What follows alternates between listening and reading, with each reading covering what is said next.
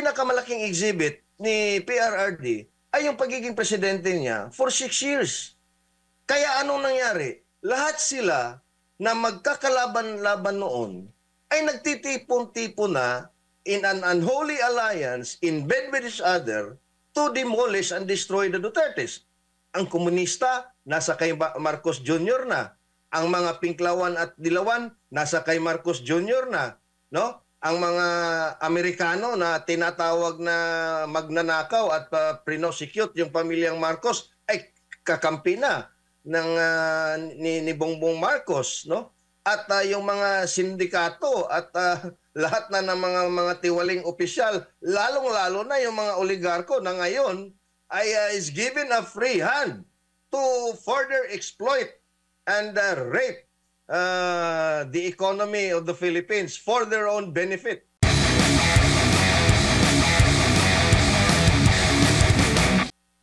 Meron pong nabanggit ng isang kilalang loyalist ng Marcos na ang nagpapanalo daw kay dating Pangulong Rodrigo Duterte way back noong 2016 ay dahil sa mga loyalista. Pero ang tanong naman ng mga supporter ni dating Pangulong Rodrigo Duterte, bakit hindi naman nagawang manalo ni Marcos Jr.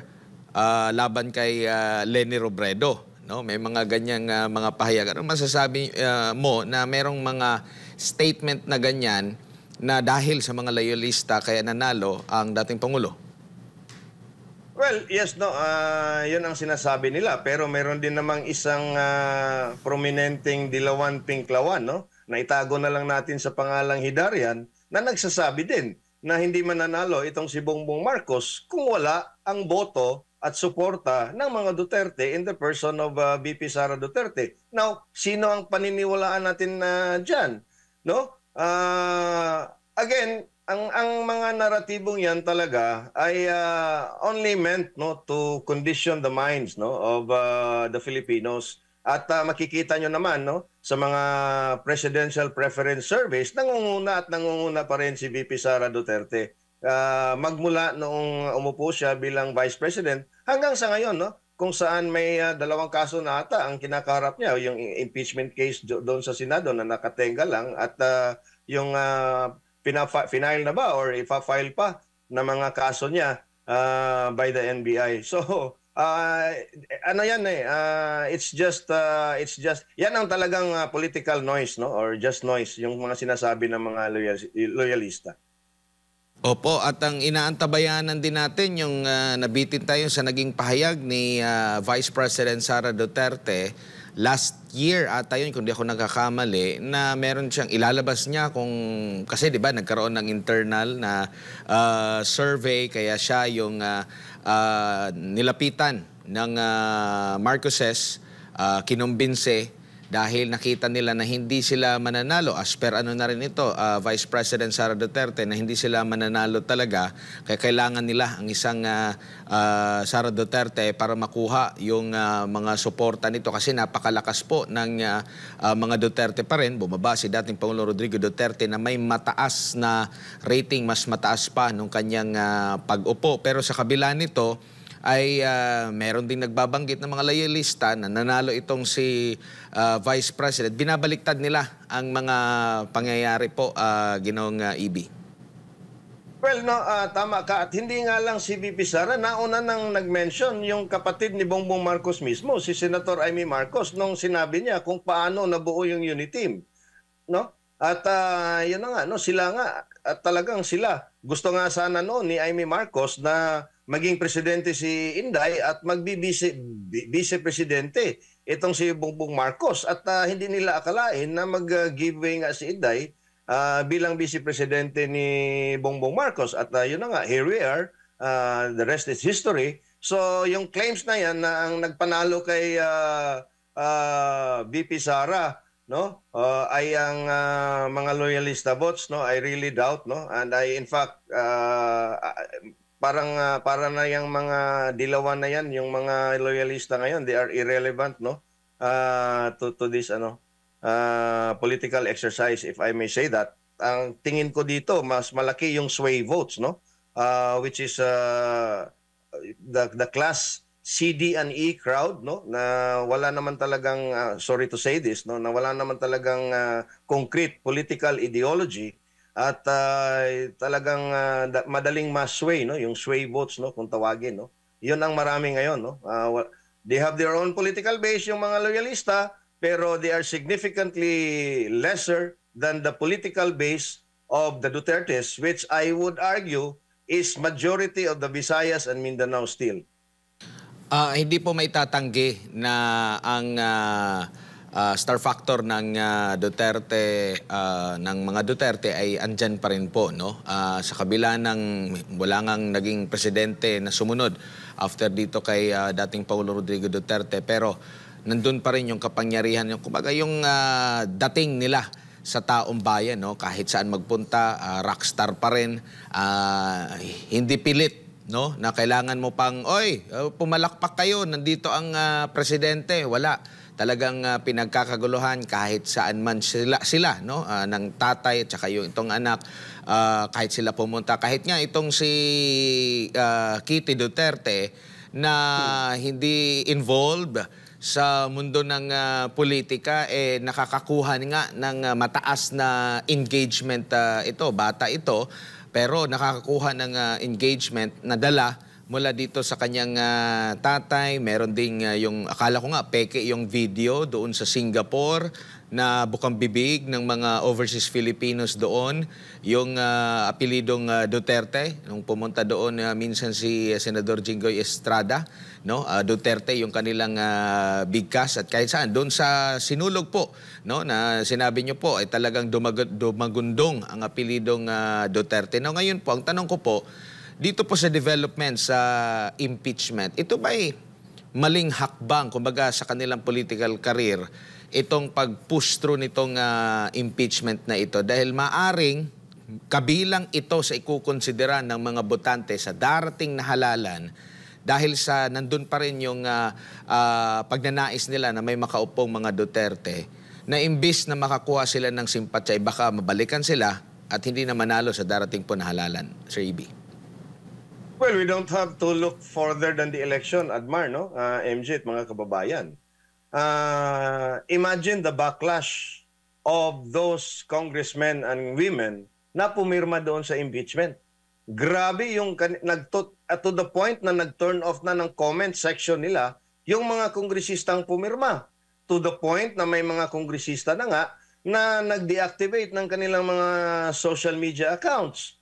So therefore, yung sinasabi mo, yung backlash ng impeachment, talagang magtutuloy-tuloy yan until the election. And it will be judgment day for all these people, especially those congressmen na may medyo malakas-lakas din na kalaban, and especially if yung kalaban nila ay endorsed na rin ng mga Duterte. At tama ka, no? Yung star factor nila, star factor ng mga Duterte ay nandun pa rin. Imagine, ha? For almost 3 years, and in fact, I would argue hanggang sa 2028 pa to, yung demolition job nila by the Dutertes, multi-billion peso demolition job. Kung yung allegedly, yung sinasabi nila on offer was about 150 million of projects and ayuda para ka lang pumirma. Times 240, that's about 36 billion pesos. Pero hanggang ngayon, hindi pa rin nila mapababa yung popularity ng mga Duterte, lalong-lalo na si VP Inday. At yun na nga, parang lumakas pa. At ngayon umpisa nang magsilabasan yung mga supporters ni VP Sara. Sir E.B., dito lang tayo sa ibang topic dahil nung proclamation rally ni Pastor Apollo C. Quiboloy, talagang tumatak sa isipan ng marami yung sinabi niya. Siyempre, spiritual leader siya ng KOJC. Hindi siya politiko. Pero ngayon, dahil nga ginulo nila ang buhay ni Pastor, ay papasukin niya ang mundo ng pamamahala sa gobyerno para maging ehemplo. Tumatak sa isipan ng marami, sinabi niya hindi siya politician, but he's a leader. Your thoughts about that line? Well, unang-una, Admar and MJ, no, ako po ay nagpapasalamat, no, sa KOJC at sa SMNI at kay Pastor Apollo Quiboloy dahil ako po at si Ginoong John Abines, yung kapwa ko vlogger na from Cebu din, ay inimbita po, no, na makapag-share, no, ng aming saloobin din doon sa kick-off ng senatorial campaign ni Pastor Kibuloy dito po sa Cebu. And it so happened nandito lang sa munisipyo ko yon, sa Liloan.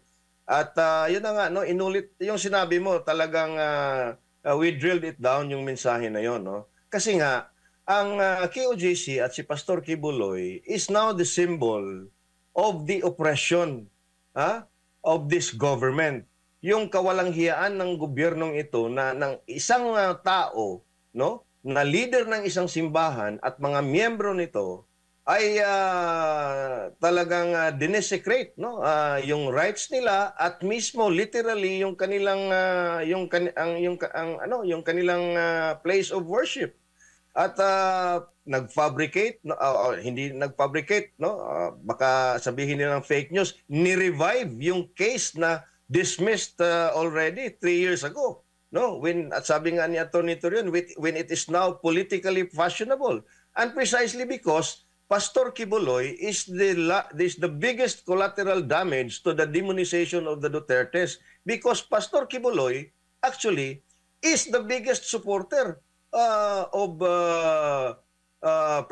former President Duterte, and the most vocal and prominent figure against the communist terrorist group, the insurgency movement, na talagang dinimolish, no, at talagang nawala almost, no, sa panahon ni PRRD. Kaya tama ang ginawa ni Pastor, at ito po ay yung ginawa niya ay isang pagpapakita, no, na kahit, no, kahit yung isang tao ay unfairly treated, persecuted, no, there is still room and there is still an avenue for such a person to stand up and make his point known and his advocacies declared, no, and hopefully nga ay ma-elect siya at talagang tutulungan natin si Pastor na ikampanya, no?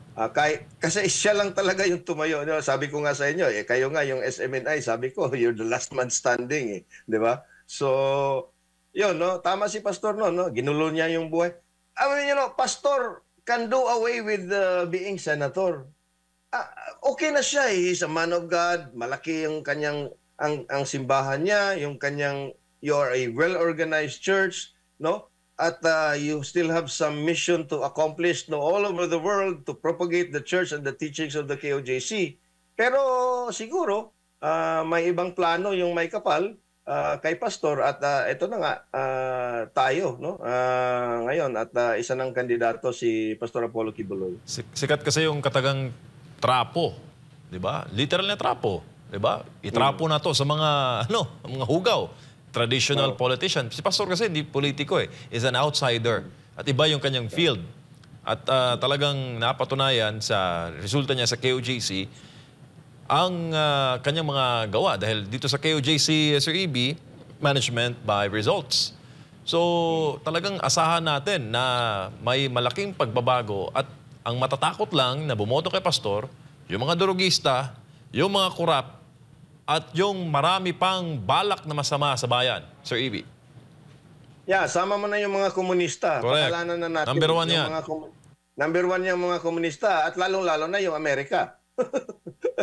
yun talaga. Yun talagang may pakana ng lahat ng ito, no? And enabled by this administration of Bongbong Marcos, no, at it's a matter up for discussion for another day na din naman, no, pero yun na nga, no, talagang pinag-initan nila si Pastor, and we already saw it, no, doon sa ginawa nila sa KOJC, doon sa ginawa nila kay Pastor, at doon sa ginawa nila kay Pangulong Duterte. At tama ka dyan, no, MJ and Abar. If you remember, siguro last year, around May, nung first few times na in-interview niyo ako, ang ginawa kasi nila, no, the Dutertes are just like us. Pastor Apollo Kibuloy is just like us. We are outsiders. We are not part of the ruling elites. We are not part of the ruling class. At nung naranasan na nila yung 6 years of the Duterte administration, kasi That's why popular si Pangulong Duterte. Ang Exhibit A niya is Davao City. Ang Exhibit A ni Pastor Kibuloy is yung KOJC. At yung pinakamalaking exhibit ni PRRD ay yung pagiging presidente niya for 6 years. Kaya anong nangyari? Lahat sila na magkakalaban-laban noon ay nagtitipon-tipon na in an unholy alliance in bed with each other to demolish and destroy the Dutertes. Ang komunista, nasa kay Marcos Jr. na. Ang mga Pinklawan at Dilawan, nasa kay Marcos Jr. na. No? Ang mga Amerikano na tinatawag na magnanakaw at prinosecute yung pamilyang Marcos ay kakampi na ng ni Bongbong Marcos, no? At yung mga sindikato at lahat na ng mga tiwaling opisyal, lalong-lalo na yung mga oligarko na ngayon ay is given a free hand to further exploit and rape the economy of the Philippines for their own benefit. So, yun. Sir EB, last na lang, pag-uusapan po natin yung paksa sa religious freedom. Alam mo ba na sa isang speech sa Europe na karaang araw, si US Vice President J.D. Vance, sinita niya yung meron palang issue ng concerns about religious freedom sa United Kingdom. Alam mo ba, bawal pala doon, Sir EB, yung pagdarasal ng taimtim o silent prayer within 200 meters of an abortion facility. Labag pala yan sa kanilang new buffer zones law. Sinita ng ikalawang Pangulo, Vice Presidente ng United States. Same as nangyayari din doon sa panahon ni Biden sa Amerika na winepo na isang FBI at DOJ. Isa sa mga natamaan ay ang KOJC. Nagsanga-sanga na ngayon yung kaso dito sa Pilipinas. Talagang may pattern, ano? Yes, no, kasi nga no yung religious organizations kasi no, alam nila na they are a well-oiled machine, they are a well-organized no na grupo at pagka yung isang religious group talaga they tend to don't take it as a demeaning remark. They tend to congregate no in a common goal, no? In a common stand, no? Kaya talagang sinosuppress nila as well as the freedom of speech and expression. Kasama na niyan, no? Yung freedom to practice religion, no? Makikita mo yan, no? Hindi lang sa Europa, kundi dito na rin, no? Sa Pilipinas at una na nga dyan, kayo na nga, yung nagiging pinakamalaking ebidensya, no? Na inano yung rights ninyo, binayolate, no? Tinapakan yung rights ninyo to the freedom of worship and religion. Oo, at wala rong baril eh. Ang mga umatake dun sa KOJC siege. Tapos walang tear gas daw. Walang tear gas. Tapos 20 pesos ang kilong bigas. Hanggang ngayon, fake news pa rin. Isama mo na yung 1 milyong pabahay. Ayun. At ang Kada taon. 5,500 flood control projects. Opo. Sir EB, daghang salamat sa imong oras o higayon sa ulitin po amping sa kanunay.